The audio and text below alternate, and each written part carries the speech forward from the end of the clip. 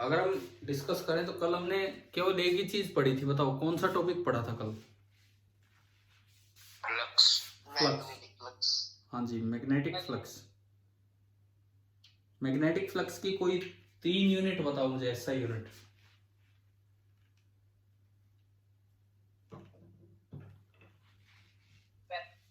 एक तो वेबर, और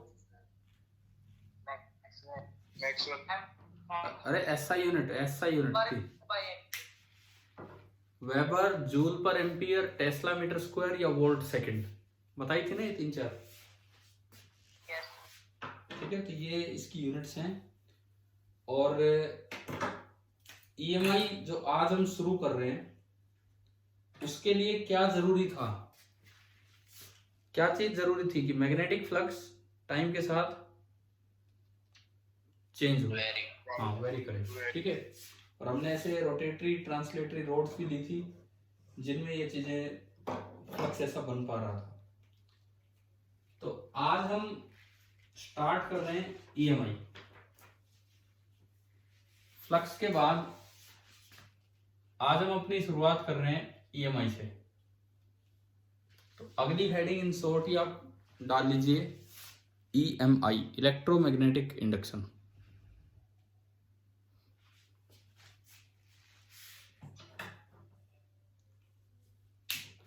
देखो ईएमआई का मतलब क्या है?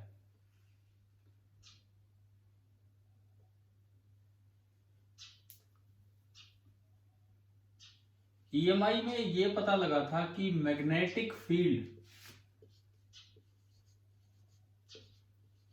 Varying with time. ये उस दिन मैंने 3-4 बातें बताई थी आपको इलेक्ट्रोमैग्नेटिज्म की। yes, हाँ, तो उसी में से एक बात है कि magnetic field varying with time can produce कौन सा फील्ड? Electric field. हाँ, यही है ईएमआई लिख के और एक ये लाइन लिख दो, magnetic field varying with time can produce electric field E. अब इसमें इस चीज को और ढंग से, ये एक एक्सीडेंटल डिस्कवरी थी, बड़ी ही एक्सीडेंटल डिस्कवरी थी, और 2 अलग अलग साइंटिस्ट ने इंडिपेंडेंटली, मतलब एक ने अलग से एक ने अलग से इंडिपेंडेंटली ये डिस्कवरी की।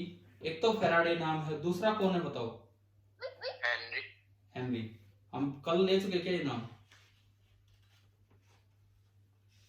कल लिए थे मैंने दोनों नाम कल की क्लास में। ठीक है, फैराडे और हेनरी दोनों ने अलग अलग कंट्रीज में अलग अलग जगह एक्सपेरिमेंट्स किए। एक ने इंग्लैंड में किए, एक ने अमेरिका में किए, इस तरह से थे। फैराडे ने शायद इंग्लैंड में किए थे, हेनरी ने अमेरिका में किए थे, और दोनों ने ही मतलब कुछ ऑब्जर्वेशंस ली। बाद में लॉ जो है वो फैराडे के नाम पे है। तो सबसे पहले हम कुछ पढ़े यहाँ पे कि experimental observations of Faraday and Henry.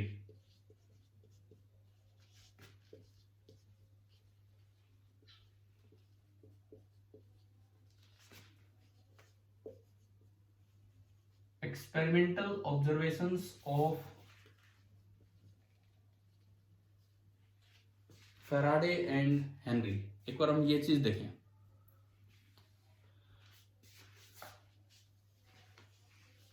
देखो ऐसा नहीं कि एग्जैक्टली ये का ये एक्सपेरिमेंट किया होगा, इस तरह से मिलती जुलती चीजें उन्होंने की थी।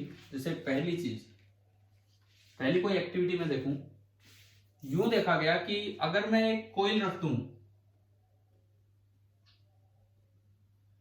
और जिसके साथ मैंने कनेक्ट कर दिया एक गैल्वेनोमीटर। ठीक है, गैल्वेनोमीटर किस लिए? ये देखने के लिए कि करंट है या नहीं है, ये देखने के लिए हमने गैल्वेनोमीटर कनेक्ट किया। अभी कोई बैटरी नहीं है इसमें, एक नहीं कई टर्न भी आप ले सकते हैं। और आप एक मैग्नेट का पीस लेते हैं। हाँ जी, क्या कह रहे हो? अगर आप एक मैग्नेट का पीस लेते हैं और आप इस मैग्नेट के पीस को मूव कराते हैं टुवर्ड्स द वायर या अवे फ्रॉम द वायर, कहीं भी, तो अपने आप इस वायर में एक करंट आ जाता है। अपने आप वायर में एक करंट आ जाएगा बिना किसी बैटरी के, और निडल डिफ्लेक्ट हो जाएगी, निडल डिफ्लेक्ट हो जाएगी। दरअसल ये होता है इंड्यूस्ड करंट, जिसको हम आई से रिप्रेजेंट करते हैं, आई इंड्यूस। और ये इसका एक्सिस है लूप का। ये ऑब्जर्वेशन थी, पहली ऑब्जर्वेशन क्या थी कि whenever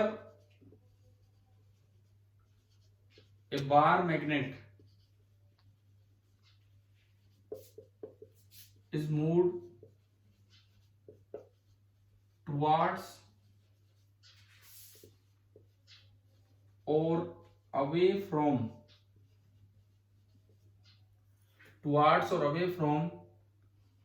a conducting loop,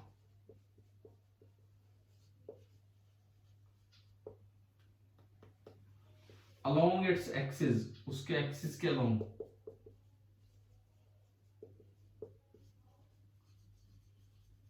current gets induced in the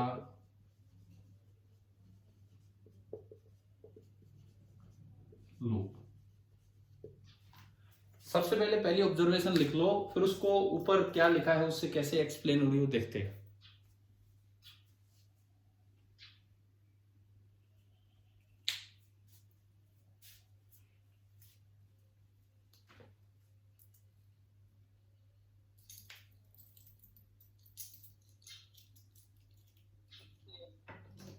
हो गया, लिख लिया? No sir. लिख लो, कोई नहीं, आराम से लिख लो।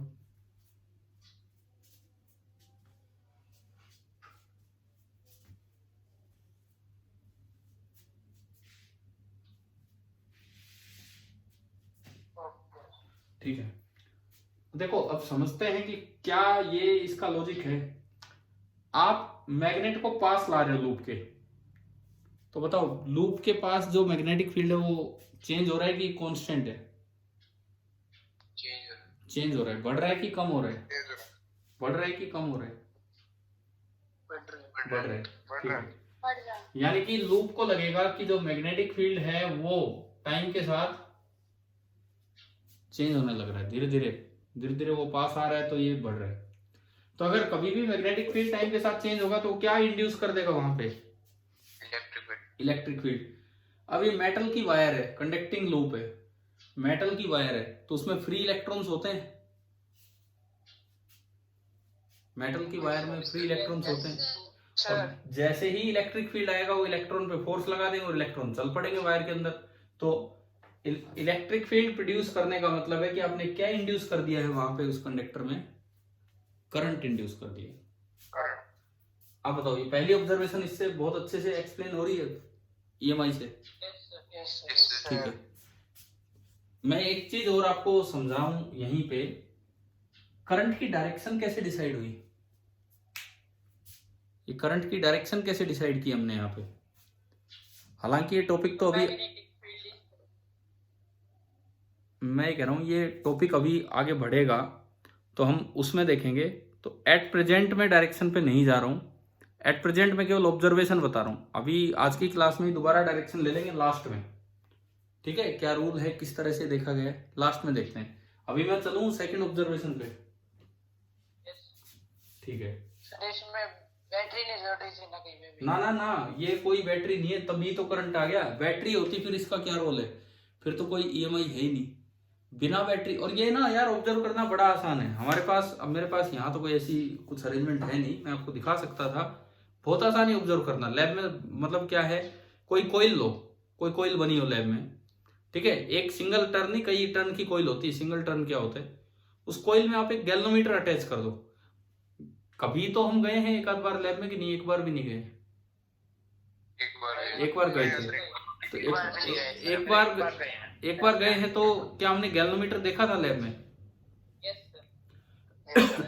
तो सुनो, वो गैल्वेनोमीटर आप अटैच कर दो कोइल के साथ, कोई बैटरी नहीं लगानी, तो क्या करंट होगा उसमें गैल्वेनोमीटर में? नहीं होगा। अब लैब में क्या करें, कोई बार मैग्नेट ले और आप उसकी तरफ लेके जाएं उसे, और दूर लेके जाएं, उसकी तरफ लेके जाएं, उससे दूर लेके जाएं, तो आपको निडल, गैल्वेनोमीटर की निडल डिफ्लेक्ट होती दिखेगी। आप तेजी से लेके जाएंगे, डिफ्लेक्शन तेज ज्यादा होगा। तो डिफ्लेक्शन क्यों हो रहा है? मतलब वायर में क्या आ गया है?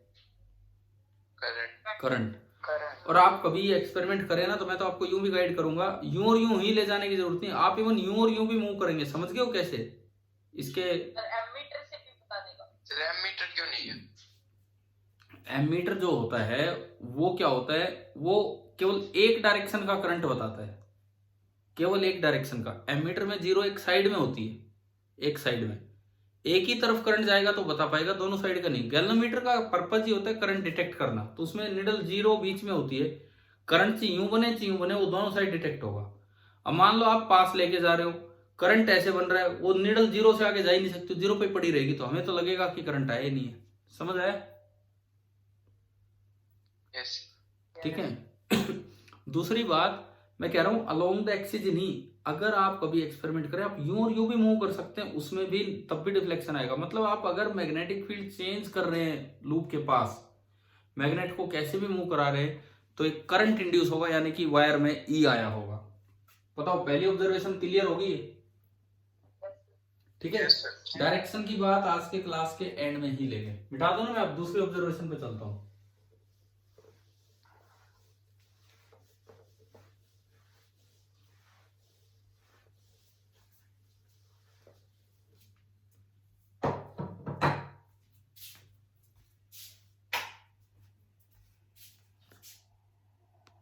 सेकंड, ये ओवर हीटिंग होगी भाई, टेम्परेचर।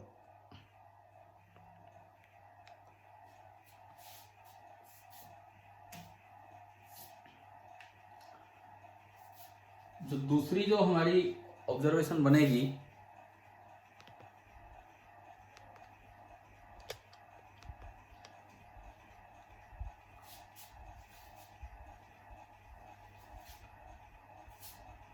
एक बार ये कनेक्ट हो जाता आपका, मैं फिर दोबारा से स्टार्ट करता हूँ आगे।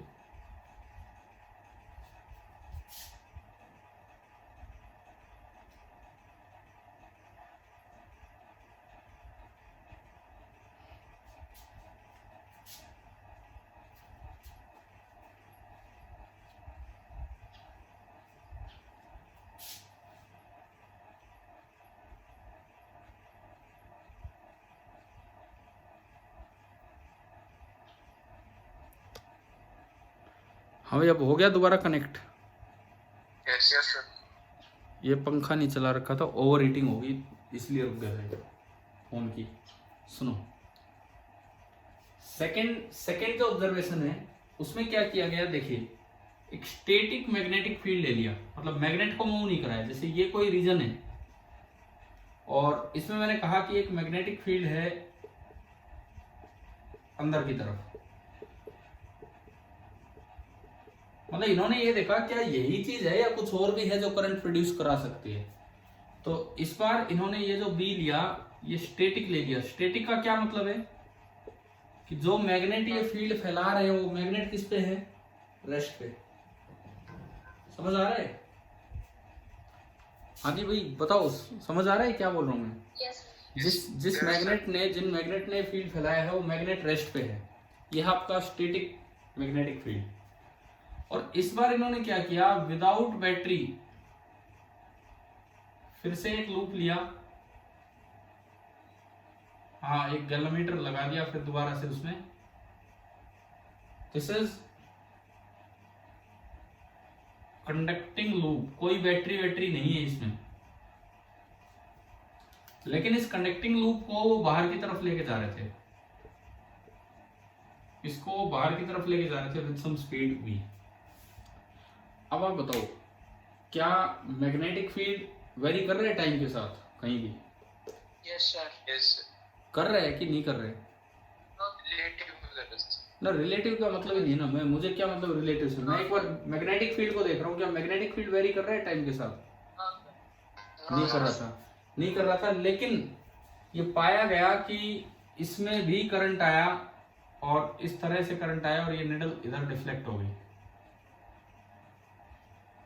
ये फिर से जो करंट है दिस इज आई इंड्यूस। तो दूसरी ऑब्जर्वेशन ये थी कि whenever a closed conducting loop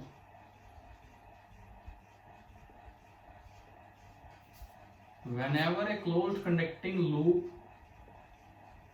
is moved into or out of a region of static B, fix B है, मैग्नेटिक फील्ड है, current gets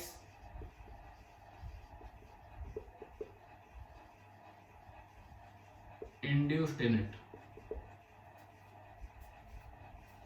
बताओ भाई, दूसरा ऑब्जर्वेशन क्लियर हुआ?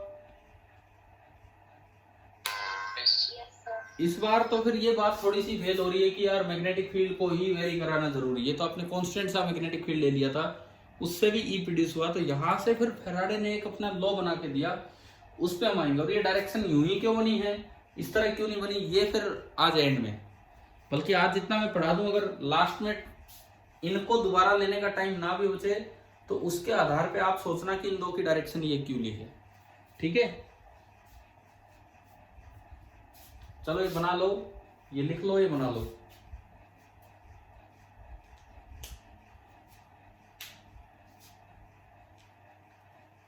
हो गया सर?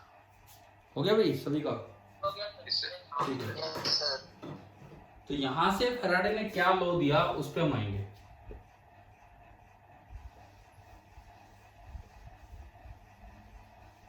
फैराडे ने ये सोचा कि यार खाली मैग्नेटिक फील्ड टाइम के साथ, फैराडे ने ये सोचा कि खाली मैग्नेटिक फील्ड टाइम के साथ चेंज करवाना जरूरी नहीं है, अगर मैग्नेटिक फ्लक्स टाइम के साथ चेंज होना। जैसे ये देखो, पहले लूप पूरा इधर था, पहले लूप पूरा इधर था, जब तक ये लूप फील्ड के अंदर मूव करता रहा कोई करंट नहीं आ रहा था। ये चीज ऑब्जर्व की कि जब तक ये लूप फील्ड के अंदर मूव करता रहा कोई करंट नहीं आ रहा था। मैंने लिखवाया है आपको इनटू या आउट ऑफ रीजन लिखवाया है ना, या तो उसके अंदर जा रहा हूं या बाहर आ रहा हूं, है ना। अगर केवल फील्ड में मूव कर रहा था तो कोई करंट नहीं था, लेकिन जैसे ही वो बाहर निकलने लगा तो करंट आया। तो फैराडे ने ऑब्जर्व किया कि एरिया कम हो रहा है, फील्ड के अंदर एरिया कम हो रहा है, तो फ्लक्स का फॉर्मूला होता है बी डॉट एस। एस वो एरिया था जो फील्ड में है, एस वो एरिया था जो फील्ड में है, जहां फील्ड है। तो अगर ये बाहर निकलेगा तो क्या इसका एस कम हो रहा है कि नहीं, फील्ड वाला एरिया? यस। तो फैराडे ने थोड़ा बहुत और एक्सपेरिमेंट्स करके दिमाग लगाया कि मैग्नेटिक फील्ड नहीं, कैसे भी करके अगर मैग्नेटिक फ्लक्स टाइम के साथ चेंज हो तो इलेक्ट्रिक करंट या इलेक्ट्रिक फील्ड इंड्यूस होगा। ठीक है, नेक्स्ट जो हमारा है that is Faraday's law of EMI. Actually Faraday ने इलेक्ट्रोलिसिस के भी लॉ दिए हैं, तो वो हमें नहीं पढ़ने हैं। हो सकता है केमिस्ट्री में आते हो आपके, हो सकता है ना भी आते हो, मुझे नहीं पता कौन से ईयर में आते हैं वो। Faraday's law of EMI, Faraday's law of EMI क्या कहता है कि व्हेनेवर मैग्नेटिक फ्लक्स, ये ध्यान रखना इलेक्ट्रिक फ्लक्स नहीं,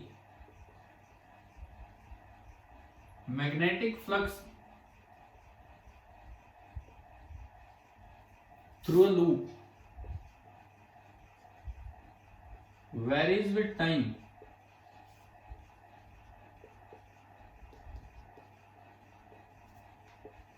and EMF जिसको आप वोल्टेज बोलते हैं is induced in that loop, and EMF is induced in that loop whose magnitude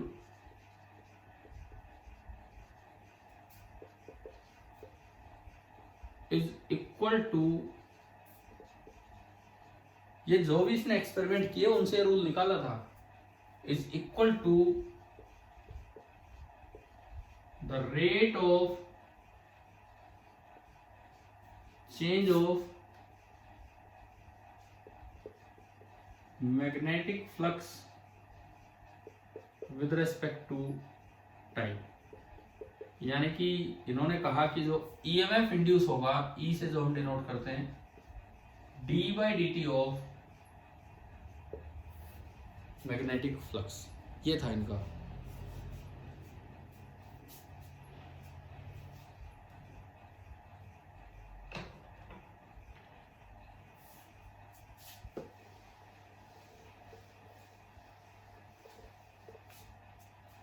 इसको समझेंगे, इसको यूज करेंगे किसी सवाल में कि क्या है क्या नहीं है।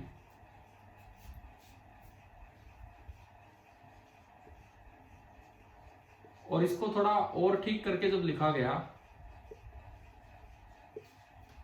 मोर एक्यूरेटली, ये जो ई बोला गया, इट वाज माइनस d∅v/dt। अब ये माइनस का क्या मतलब है यार? क्या बैटरी की वोल्टेज कभी नेगेटिव होती है क्या? ईएमएफ कभी नेगेटिव होता है कि बैटरी -5 वोल्ट की है या हमेशा पॉजिटिव? तो magnitude of E is always positive.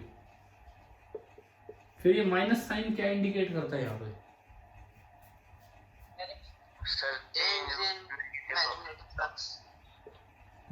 Negative sign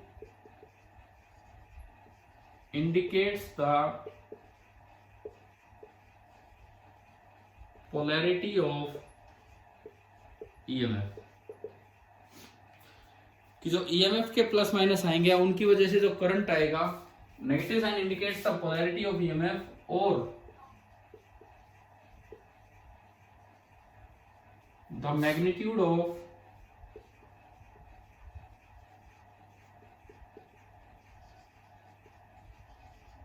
current induced. Polarity of EMF या मैग्नीट्यूड ऑफ करंट इंड्यूस्ड ना, क्या लिख दिया मैंने? मैग्नीट्यूड लिख दिया था फिर दोबारा। मैग्नीट्यूड तो उसी से पता लगेगा, और the direction of current induce. ठीक है भाई।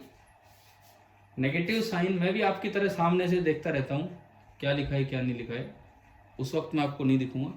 Negative sign indicates the polarity of EMF और the direction of current induce. अब ये नेगेटिव ही क्यों लगाया जाता है? ये क्या इंडिकेट करता है? It indicates that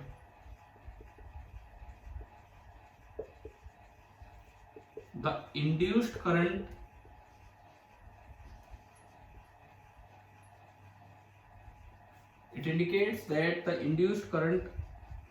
tries to oppose the change in magnetic flux. Actually ये मैं आपको लेंज लॉ के समय पढ़ाऊंगा आज ही, लेकिन उससे पहले कुछ एग्जांपल्स में बता देते हैं। दरअसल ये वाला रूल तो फैराडे लॉ है और इसको लेंज लॉ बोल देते हैं, जो अलग से आज लास्ट टॉपिक आज लास्ट में ले रहे होंगे लेंज लॉ, तब देखेंगे। लेकिन आप पहले एक बार ये लिख लीजिए, फिर हम ये अप्लाई करके देखते हैं दोनों पार्ट कैसे यूज होंगे।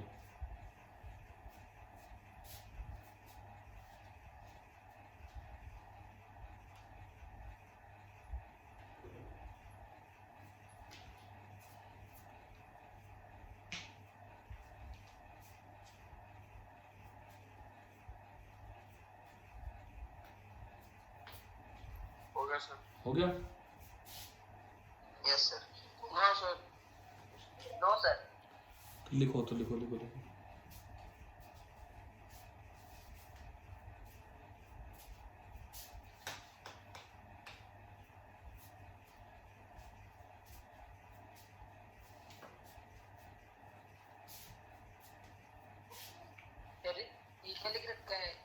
हो गया E equal to minus d∅v/dt।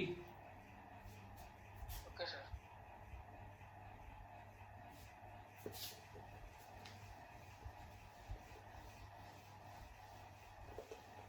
एक बार एक सवाल लेके ये दोनों बातें समझते हैं क्या है। मान लो आपको एक ये लूप दिया है, कंडक्टिंग लूप, ये इसका एक्सिस है। इसके एक्सिस पे आप एक बार मैग्नेट उठा के ला रहे हैं, नॉर्थ इधर साउथ इधर, और बार मैग्नेट को आप इधर लेके आ रहे हैं किसी स्पीड v के साथ।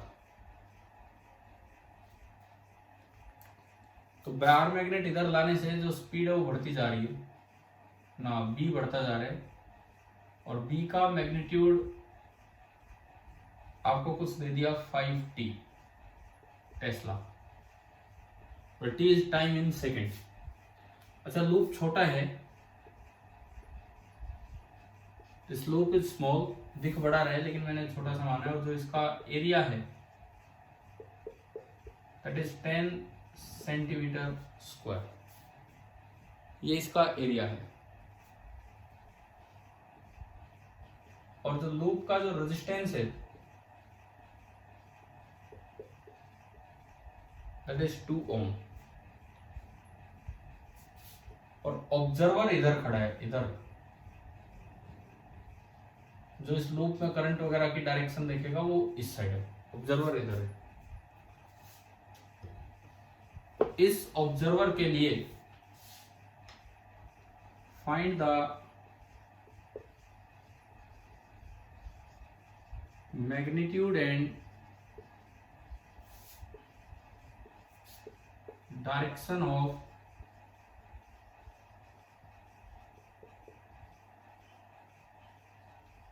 current induced in the loop।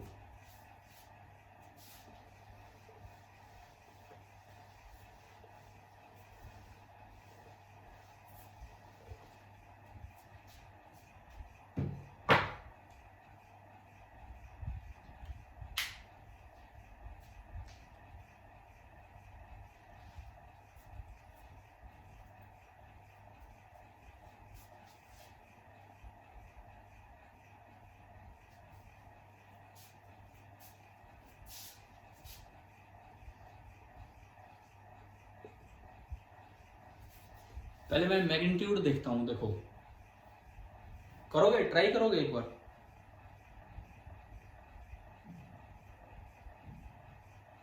अरे बताओ, ट्राई कर रहे हो कि मैं करवाऊं?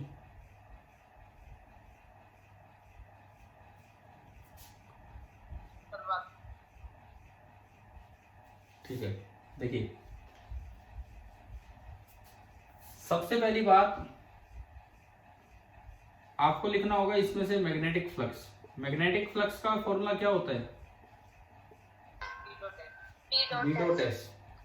बी आगे है, area normal to the plane होता है। छोटा देने का ये फायदा है कि आप बी हर जगह सेम मान सकते हो। अगर ये बड़ा होगा ना, बड़ा, तो फिर यहां भी कहीं जाएगा, यहाँ भी। छोटा है तो बी लगभग उतना ही जितना सेंटर पे, इसलिए स्मॉल दिया है। तो बी भी आगे है, एरिया भी आगे मान सकता हूं। तो जो फ्लक्स बना बी का मैग्नीट्यूड 5t, एरिया कितना है एसआई यूनिट में? एसआई यूनिट में 1 सेंटीमीटर का मतलब है 10 की पावर -4 मीटर स्क्वायर।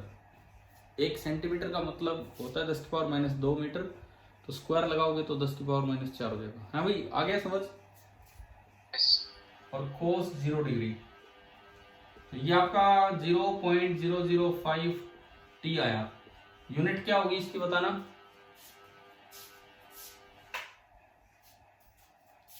यूनिट क्या होगी इसकी?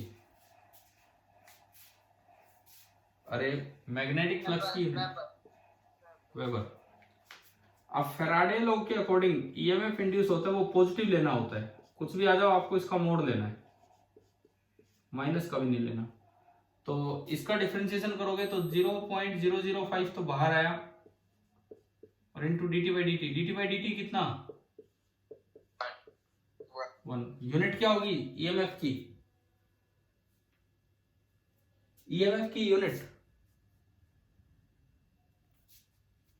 बोलो यार। वोल्ट। ईएमएफ तो आ गया। अब जो करंट इंड्यूस होता है, करंट, वो होगा V by R. V by R मतलब E बाई आर। E तो है 0.005, और कितना दिया उसका रेजिस्टेंस? 2, तो 0.0025 हो गया। इतने एम्पियर करंट होगा, यानी कि 2.5 मिली एम्पियर। चलो, करंट आ गया समझ? अब ये करंट का मैग्नीट्यूड, यूनिट बताओ। तीनों बोर्ड पे लिखे हैं, किसकी रिपीट करूं? मैग्नेटिक फ्लक्स की वेबर होती है। ईएमएफ क्या होता है? बैटरी का ईएमएफ किस में होता है? वोल्ट में होता है। या आप यूं देख लो, कल मैंने बताया था कि वेबर वोल्ट सेकंड भी होता है। Yes sir. तो वोल्ट सेकंड तो ऊपर आ गया, और नीचे टाइम सेकंड, सेकंड से सेकंड घटा तो क्या बचा? वोल्ट। और करंट की आप जानते हैं एम्पियर। तो ये बताओ, ये तीन चीजें तो समझ आ गई हैं क्या? अब बात करो डायरेक्शन की। डायरेक्शन, अभी मैंने लिखवाया कि डायरेक्शन इस तरह होगी कि जो भी चेंज हो रहा है उसको अपोज करो। तो आप बताओ यहाँ फ्लक्स बढ़ रहा है कि कम हो रहा है टाइम के साथ? इसको देख के बताओ। That flux is directly proportional to T. इसका मतलब ये फ्लक्स बढ़ रहा है कि कम हो रहा है? बढ़ रहा है। Flux is increasing. तो डायरेक्शन इसकी ऐसे देखी जाती है, अगर फ्लक्स इंक्रीज हो रहा है तो करंट आएगा उसे कम करवाने के लिए, फ्लक्स डिक्रीज हो रहा है तो करंट आएगा उसे बढ़ाने के लिए। फ्लक्स इंक्रीज हो रहा है तो I induce it will try to decrease the flux. अच्छा, फ्लक्स डिक्रीज इसके हाथ में कैसे है? इसके हाथ में ऐसे है फ्लक्स डिक्रीज करवाना कि जिधर आपने पहले से बी अप्लाई कर रखा उसके अपोजिट डायरेक्शन में बी बनवा दो। ये थोड़ा सा ही होगा, ये इंड्यूस तो जरा सा होता है, तो बी अप्लाई उधर करवा रखा है यानी कि बी इंड्यूस किधर बन जाएगा, तभी जाके फ्लक्स क्या होगा, थोड़ा डिक्रीज होगा। अगर बी इंड्यूस उसकी डायरेक्शन में बन गया तो फ्लक्स इंक्रीज हो जाएगा। क्लियर? ठीक है। अब ये हम जानते हैं अपने मैग्नेट वाले चैप्टर से, मैग्नेटिज्म से। अगर मैं यूं करंट घुमाऊंगा तो भी इधर आएगा और यूं करंट घुमाऊंगा तो भी इधर आएगा। तो क्या मुझे डायरेक्शन पता लग गई इसमें कैसे है? यस। है ना? अब ऑब्जर्वर क्यों देना पड़ा इस सवाल में? क्योंकि अगर बोर्ड पे लूप रखा होता तो मैं एक ही साइड से देख पाता सामने से, तो या तो वो एंटी क्लॉकवाइज ही होता या वो क्लॉकवाइज। इसमें दोनों डायरेक्शन होंगी। अगर मैं इधर से देखूं तो मेरे लिए ये यूज आ रहा है इधर, हाँ, और अगर मैं इधर से देख रहा हूं तो ये कौन सा बन गया? क्लॉकवाइज। तो जो डायरेक्शन है जो ऑब्जर्वर दिखाया है उसके हिसाब से आ गई क्लॉकवाइज। तो आप बताओ क्या मैग्नीट्यूड और डायरेक्शन दोनों देखने आ गए हैं कि नहीं? Yes sir. ठीक है, डायरेक्शन रिपीट कर दिया। हाँ ठीक है। डायरेक्शन वाला रूल मैंने लिखवाया नहीं है, वो लेंज लॉ है, अभी लिखवा देंगे दोबारा, लेकिन तरीका पहले सीख लो अच्छे से। आप जो मैग्नेट लेके आए हैं उसका बी किधर है? आगे है इधर। और जो फ्लक्स आया है वो टाइम के साथ बढ़ रहा है, टाइम बढ़ेगा तो टाइम ऊपर है। तो वो दूसरा रूल हमें ये कहता है कि अगर फ्लक्स बढ़ रहा है तो करंट इस तरह आएगा, वो फ्लक्स को कम करवाने की कोशिश करेगा, कम हो रहा है तो उसे बढ़ाने की कोशिश करेगा। तो फ्लक्स बढ़ रहा है तो ये उसे कम करवाने की कोशिश करेगा, यानी कि बी अप्लाइड अगर आगे था तो इंड्यूस्ड करंट का बी किधर होना चाहिए? पीछे। और पीछे तभी होगा जब करंट ऐसा है और उस डायरेक्शन को इधर से देखें तो ये क्लॉकवाइज लगता है और इधर से देखते तो एंटी क्लॉकवाइज। आ गया कि नहीं आया समझ? बताओ। आ गया सर। ठीक है। अब एक बार मैं दूसरा रूल लिखवा दूं, क्योंकि जो हम यूज भी कर रहे हैं फिर लॉ लिखा भी नहीं है। Yes sir. तो इस सवाल के बाद आप लिख लीजिए लेंज लॉ। मिटा दूं क्या? बताओ एक बार, ये नोट हुआ है नहीं तो मैं रुकता हूं। Yes sir. Yes sir. ठीक है, तब तक मैं अगली हेडिंग डालता हूं, आप ये हेडिंग डालिए।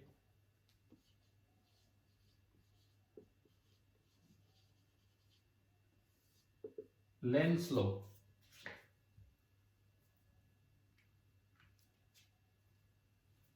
अठारह में इन्होंने रूल दिया था लेंज ने।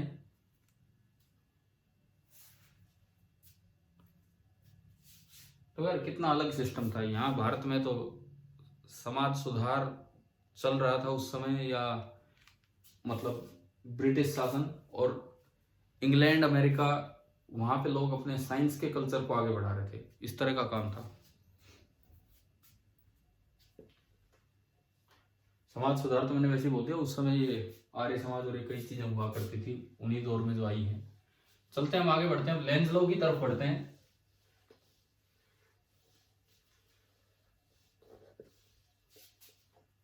देखो आप इसकी स्टेटमेंट लिख लो, जो मैंने अभी समझाया डायरेक्शन वाला वही है Lenz law.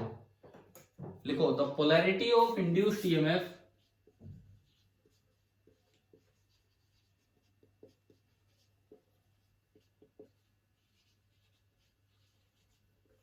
the polarity of induced EMF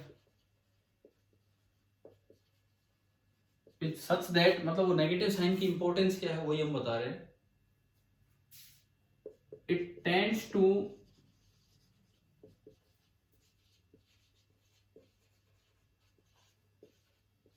produce a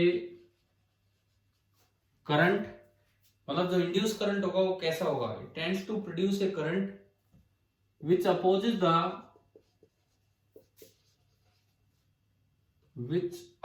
the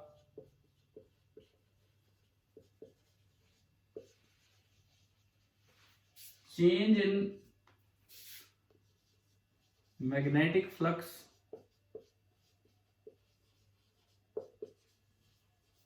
that has produced the current.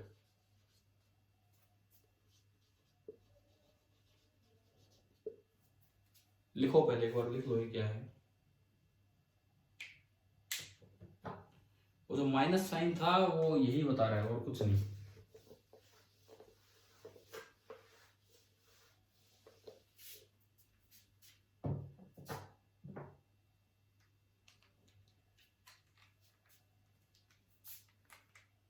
क्या जो अभी जो यूज किया हमने, क्या समझ आ रहा है ये क्या था? Yes sir. अगर देखो, ऐसा नहीं है कि वो हमेशा फ्लक्स को कम करवाएगा। करंट इस तरह आएगा कि अगर फ्लक्स कम हो रहा है तो उसे बढ़ाएगा, जिधर भी है उधर ही भी बनेगा। अगर फ्लक्स बढ़ रहा है तो वो उसे कम करेगा, जिधर भी है उससे अपोजिट डायरेक्शन में भी देगा। तो द पोलैरिटी ऑफ फ्लक्स की जगह फील्ड लिख कहाँ पे क्या कर दिया मैंने? सर लास्ट लाइन में फ्लक्स आएगा। It will oppose the change in, अच्छा मैंने बोला तो फ्लक्स ही होगा। Yes sir. हाँ ठीक है, फ्लक्स है।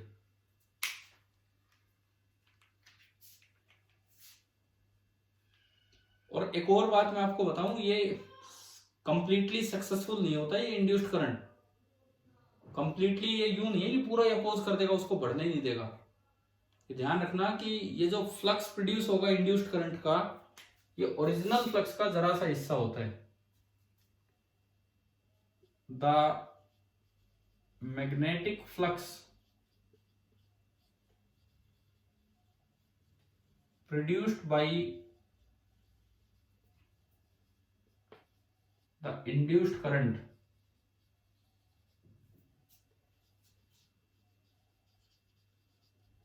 is a tiny fraction, बहुत ही छोटा सा पार्ट होता है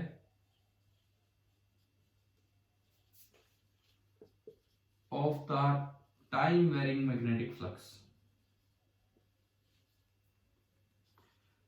तो कोई आपसे पूछे कि क्या ये कंप्लीटली अपोज कर देता है कि भाई बढ़ने ही नहीं देगा या कम ही नहीं होने देगा ना, ये बस अपनी कोशिश करता है। तो इस रूल से ना डायरेक्शन निकल जाती है, लेकिन ऐसा नहीं कि अपोज करके बैठ जाएगा।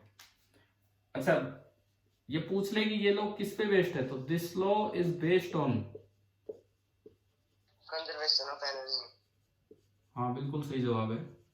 कैसे भी, अब ये बताओ कैसे?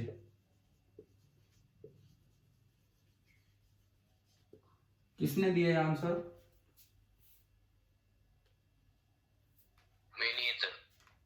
तो विनीत ये बताओ कैसे? कंजर्वेशन ऑफ एनर्जी बिल्कुल सही है, लेकिन कैसे?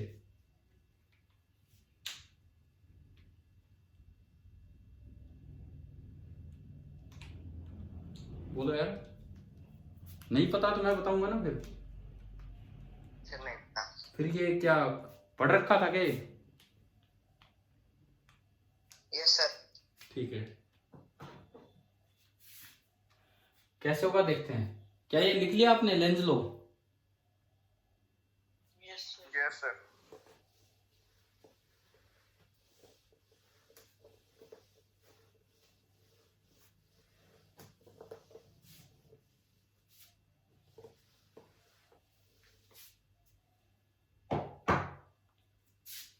मान लो जैसे ये कोई लूप है, सपोज एक लूप यहां रखा हुआ है,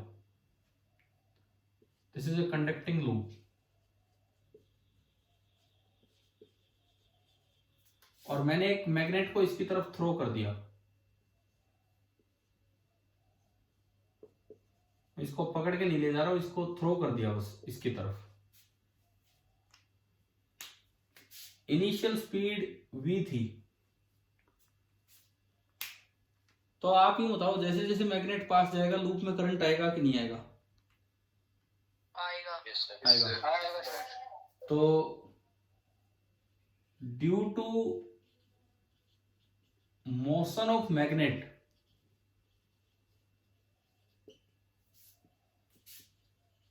the loop gains electrical energy बोल सकते हैं हमेशा।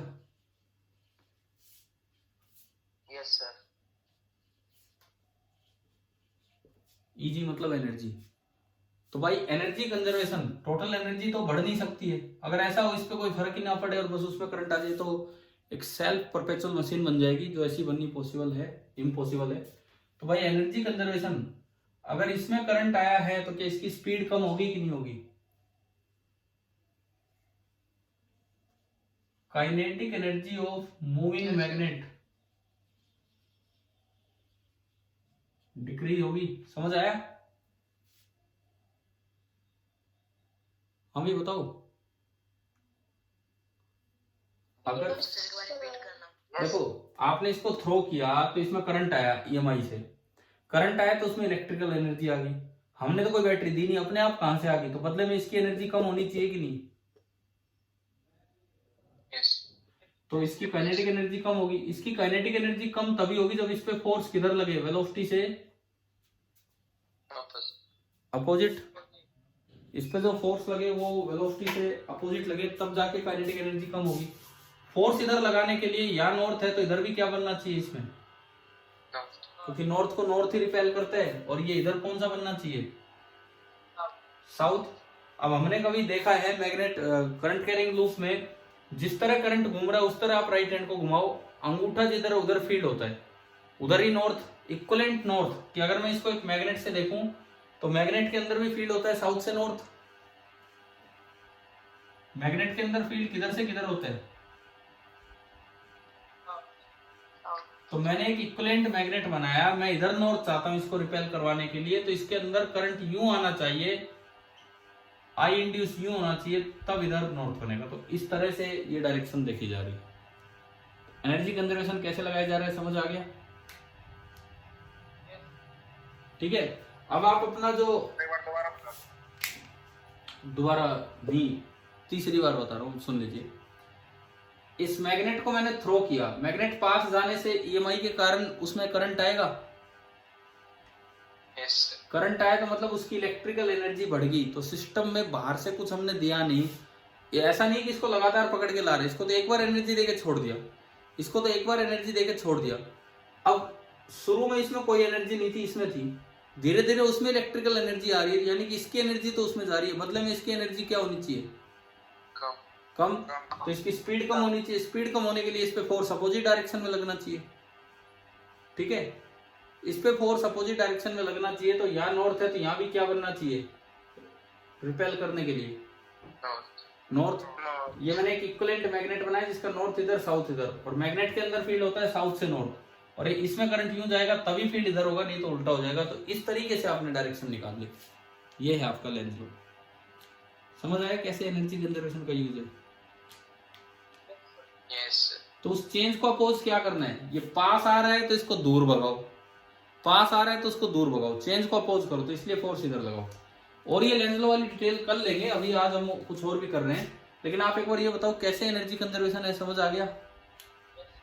यस। तो उसमें जो आपने लिखा है ना अभी एनर्जी कंजर्वेशन, उसमें ये एक एग्जांपल सा दे दो कि किस तरह से हम समझ सकते हैं इस चीज को।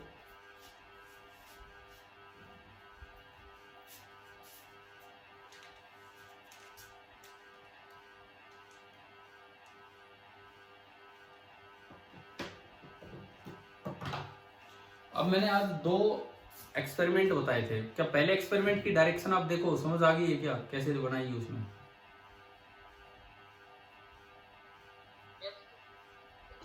सही बना रखी है आपने? यस। और दूसरे की देखो कैसे कैसे लेंस लॉ के अकॉर्डिंग कैसे सही है। दूसरे में मुझे ये बताओ, वो जो लूप बनाया था वो बाहर निकल रहा है फील्ड से कि अंदर आ रहा है? बाहर निकल रहा है। बाहर निकल रहा है तो एरिया कम होगा फील्ड में, है ना? एरिया कम होगा तो फ्लक्स कम होगा। यस। एरिया कम होगा तो फ्लक्स कम होगा। अगर फ्लक्स कम हो रहा है तो फ्लक्स को बढ़ाने के लिए करंट आएगा। ठीक है, तो फ्लक्स को बढ़ाने का मतलब है जिधर भी अप्लाई कर रखा उसी डायरेक्शन में करंट का भी आना चाहिए। क्या? सर उसी डायरेक्शन में मैंने। हाँ, तो बी क्रॉस लगा रखा था तो करंट ऐसे आया कि उसका भी मैग्नेटिक फील्ड अंदर। तो अब आपको डायरेक्शन समझ आ गई लेंज लॉ से। खुद सोचना, बाद में क्लास के बाद देख लेना दोनों एक्सपेरिमेंट्स कि कैसे कैसे डायरेक्शन आई है। चलो मैं आगे बढ़ता हूँ, मिटा दूं भाई, ये हो गया। यस सर, हो गया। ठीक है।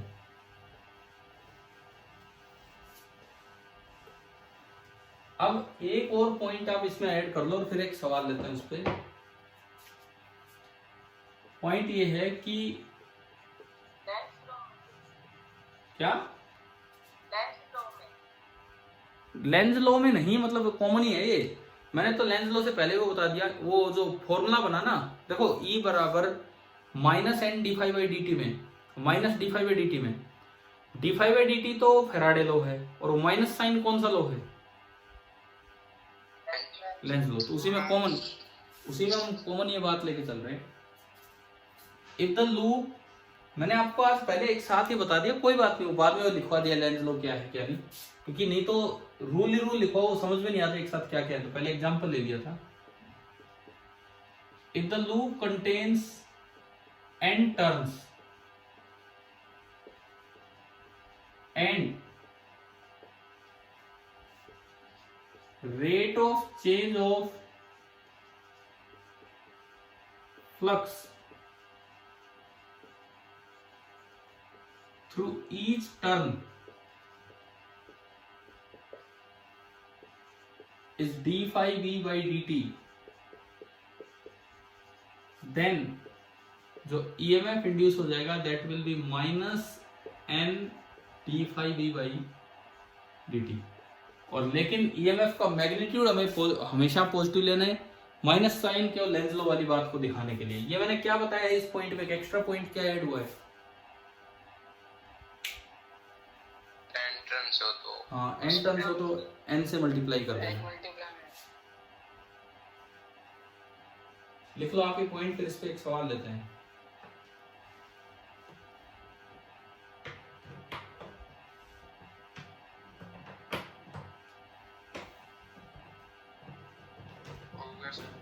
ठीक है, मैं एक क्वेश्चन लिखता हूं इस पे।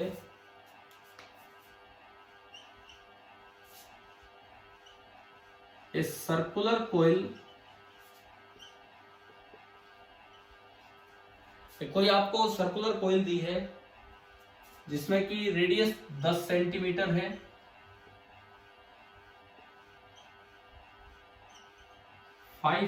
टर्न्स है,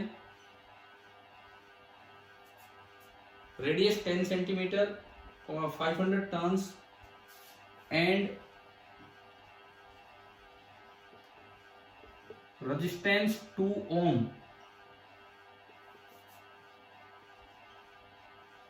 देखो आपको लूप के बारे में सब कुछ बता दिया, रेडियस, नंबर ऑफ टर्न्स और उसकी total resistance is placed with its plane earth's magnetism के साथ रिलेट करेंगे। अब इस सवाल को आर्क्स मैग्नेटिज्म के साथ रिलेट करके चल रहे होंगे। With its plane perpendicular two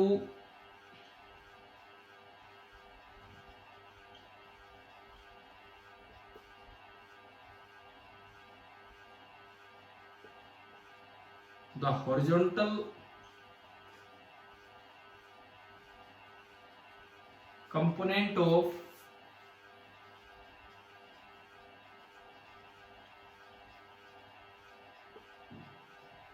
arcs magnetic field, जिसको क्या सिंबल देते थे हम?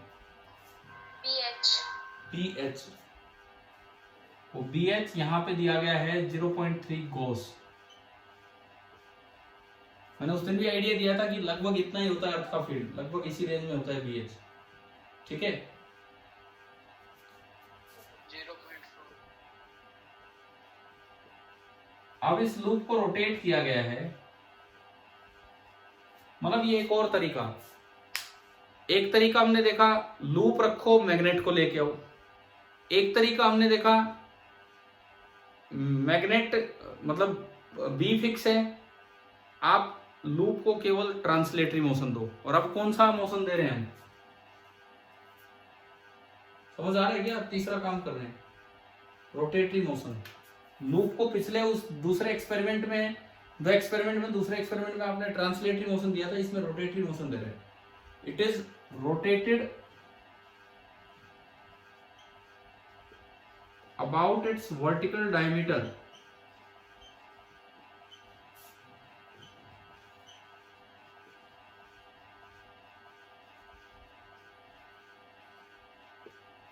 through 180 degree. ये 180 डिग्री से इसको टर्न कर दिया।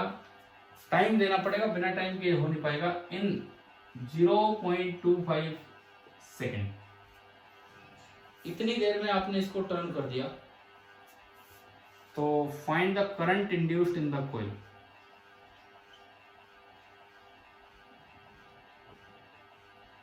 Find the current induced in the coil, ये आपको बताना है।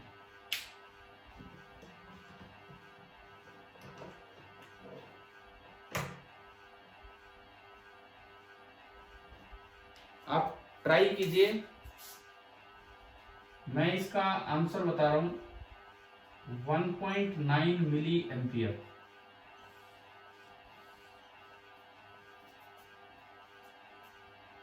अब देखिए, सोचिए क्या बन रहा है क्या नहीं।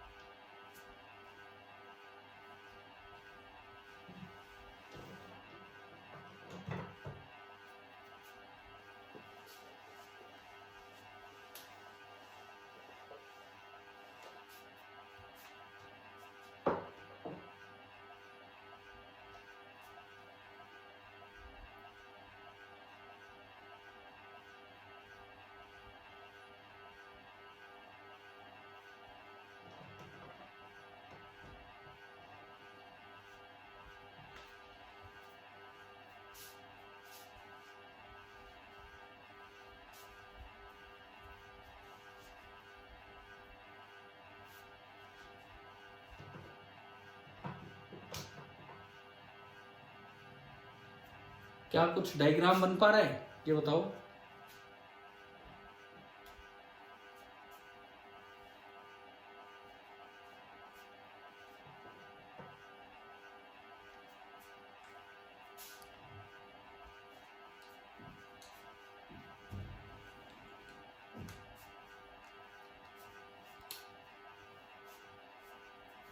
ओके, मैं करवाऊं क्या?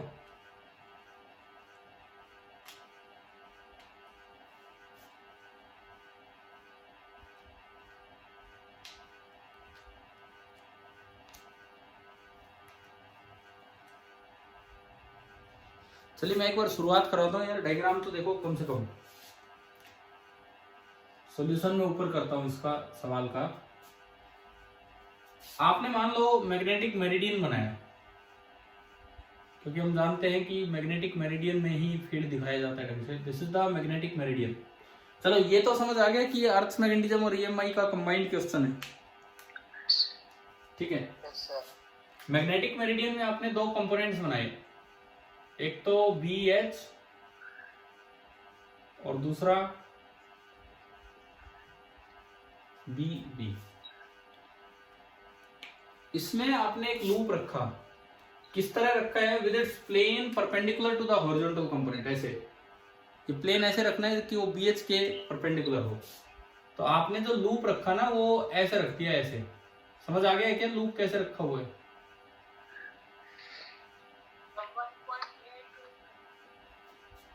ये है इसका आंसर, कोई नहीं, अप्रोक्सीमेट होता होगा, देख लो अभी इधर 1.89 तो कोई बात नहीं। आप अब इस पे ध्यान दो, डायग्राम पे। क्या लूप आ गया है क्या समझ, कैसे रखा हुआ है?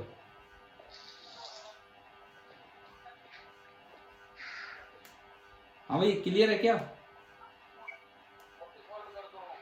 ठीक है, अब देखो माइक ऑफ करो भाई, माइक आप लोग ऑफ कर लो यार। जिसकी तरफ से आवाज आ रहा है वो ऑफ कीजिए ना। इधर सुनो अभी। इधर देख लो और इस पे ध्यान दो। आप ये बताओ डायग्राम समझ आया कैसे बना है?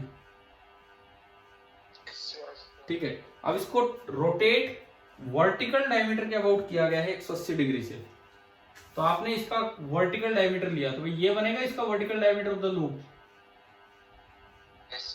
ठीक है, इसके अबाउट इसको टर्न किया गया है, इसके अबाउट इसको टर्न किया है। एरिया वेक्टर हमेशा लूप के परपेंडिकुलर होता है। मान लो मैंने शुरू में एरिया इधर माना, आप उधर भी मान सकते थे। मैंने माना कि इस लूप का एरिया इधर है जिसको हम एस से डिनोट करते हैं, और जो एस आपका होगा वो होगा पाई इंटू रेडियस का स्क्वायर। मैं रेडियस को स्मॉल आर से इसलिए लिख रहा हूं क्योंकि कैपिटल आर आपका रेजिस्टेंस हो जाएगा।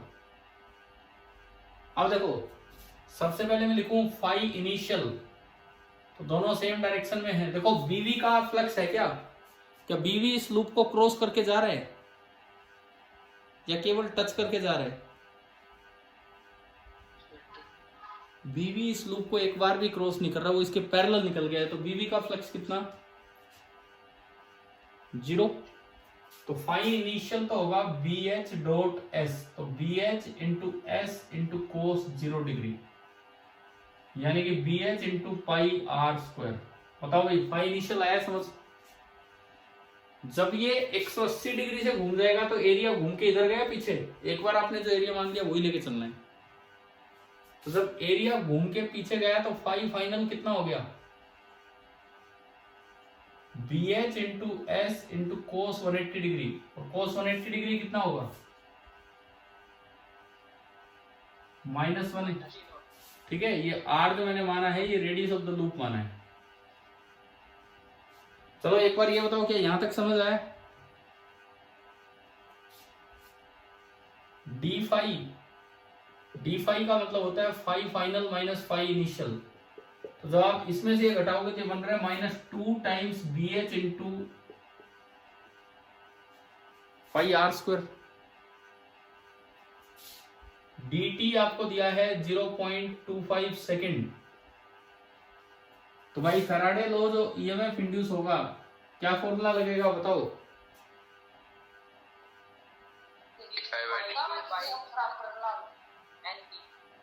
पहली बात मोड वो कभी भी नेगेटिव नहीं होता है। दूसरी बात इसको मत भूल जाना, नंबर ऑफ टर्न्स है तो n से मल्टीप्लाई होगा, और D phi by D T. समझ गए हो? n कितना है? 500। और डी फाई कितना है? डी फाई माइनस तो हट जाएगा, मोड लगेगा। 2 इंटू बी कितना है? B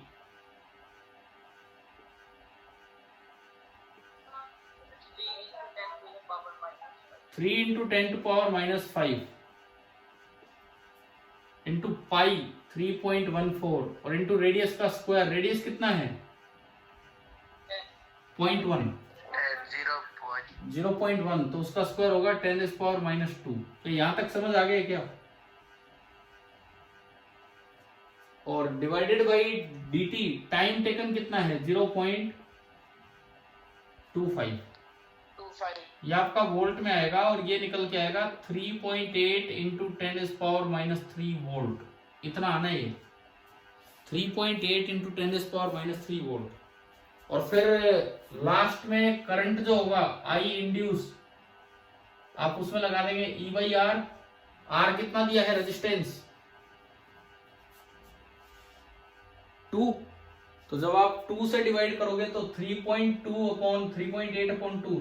1.9 into 10⁻³ ampere, and this is 1.9 milli ampere. इसमें थोड़ी बहुत अप्रोक्सीमेशन हो सकती है 3.14 और इस तरह से। हाँ कोई नहीं, अप्रोक्सीमेट करके जैसे भी कर लो, लगभग ये आंसर आएगा। अभी बताओ अगर नंबर ऑफ टर्न्स दिए हो तो समझ आ गया आपको कैसे करना है? ठीक है, तो EMI में हमारी 2 क्लास हो चुकी है शायद। अब आप एक बार फिर से अपना वो सिलेबस निकालना, सिलेबस जो आपका नेक्स्ट टेस्ट का जो सिलेबस है स्कूल का। तो उसमें एक तो अर्थमैग्नेटिज्म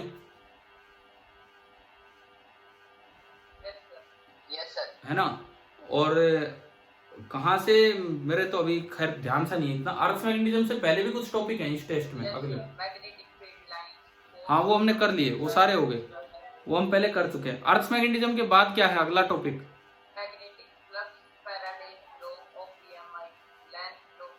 तो ये ना अभी राइट हैंड रूल पे नहीं गए, लेकिन ये 3 चीजें होगी आपकी। ईएमआई देखो, मैग्नेटिक फ्लक्स एंड ईएमआई की हमारी शुरुआत हो गई है, उसमें फैराडेज लॉ ऑफ ईएमआई पढ़ लिया और लेंज लॉ, ठीक है। अब क्या इंड्यूस्ड करंट तो आ ही गया ना, यही तो है, इंड्यूस्ड करंट ही चल रहा है ना। और उसके बाद क्या है, वो ये ईएमएफ इंड्यूस है, induced potential difference EMF induce है। और क्या है, हाँ अभी तो खैर ये चीजें हैं। ईएमआई में पहले हम फ्लेमिंग्स रूल 3 तरह से कैसे कैसे पढ़ा है, वो static EMI, dynamic EMI, motional EMI, ये देख रहे होंगे अगली क्लास में। अभी तो पूरा वीक है हमारे पास, 1 वीक, ठीक है। क्या इसमें 9th का कौन सा पार्ट आ रहा है ये बताओ? आखिरी 2 दिन हम कर रहे होंगे ग्रेविटेशन, ठीक है। तब तक आप अपने लेवल पे रिवाइज कर लो, आखिरी 2 दिन हम ग्रेविटेशन करेंगे। चलिए अब टाइम हो गया है, ठीक है भाई।